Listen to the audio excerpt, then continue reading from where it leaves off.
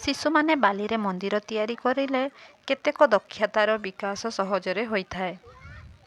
ଏକା ସାଙ୍ଗେ କାମ କରିବା, ନିଜର ଭାବନା ଅନ୍ୟମାନଙ୍କ ସହ ବାଣ୍ଟିବା ଦ୍ୱାରା ସାମାଜିକ ଦକ୍ଷତାର ବିକାଶ ହୋଇଥାଏ ବା ଦଳୀୟ ମନୋଭାବର ବିକାଶ ହୋଇଥାଏ।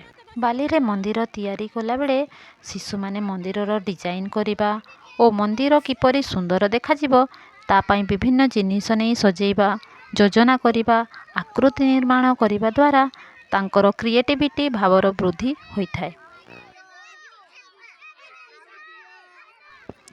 ବାଲି ଉଠେଇବା, ଗାତ ଖୋଳିବା ଓ ମନ୍ଦିର ତିଆରି କରିବା ମାଧ୍ୟମରେ ଶିଶୁଙ୍କ ହାତର ସୂକ୍ଷ୍ମ ମାଂସପେଶୀ ଦୃଢ଼ ହୋଇଥାଏ, ଯାହାଦ୍ୱାରା ଆଗକୁ ସେମାନଙ୍କୁ ଲେଖିବା ପାଇଁ କୌଣସି ଅସୁବିଧା ହୋଇନଥାଏ।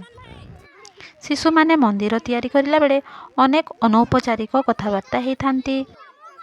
କୌଣସି କାରଣରୁ ମନ୍ଦିର ଯଦି ଭୁଶୁଡ଼ି ପଡ଼ିଥାଏ, ତାହେଲେ ଦଳରେ ଥିବା ସମସ୍ତ ଶିଶୁ ତର୍କ ଯୁକ୍ତି କରି ସମସ୍ୟାର ସମାଧାନ କରିବା ପାଇଁ ଚେଷ୍ଟା କରିଥାନ୍ତି, ଯାହାଦ୍ୱାରା ତାଙ୍କର ଭାଷାର ବିକାଶ ମଧ୍ୟ ସହଜରେ ହୋଇପାରିଥାଏ।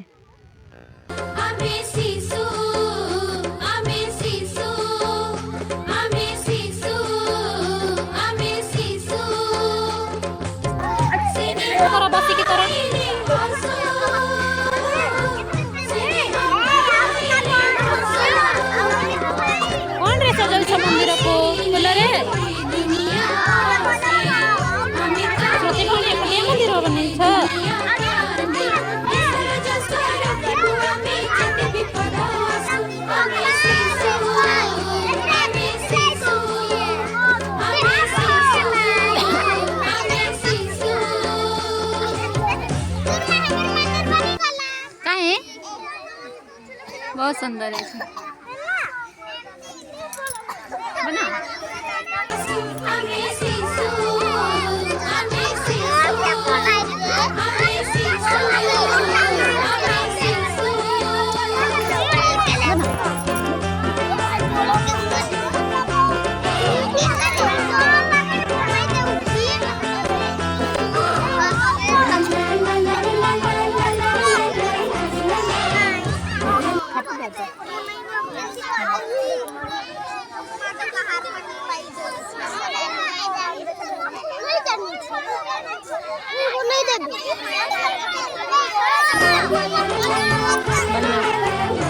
बाली नहीं उठा बेटा, बाली नहीं।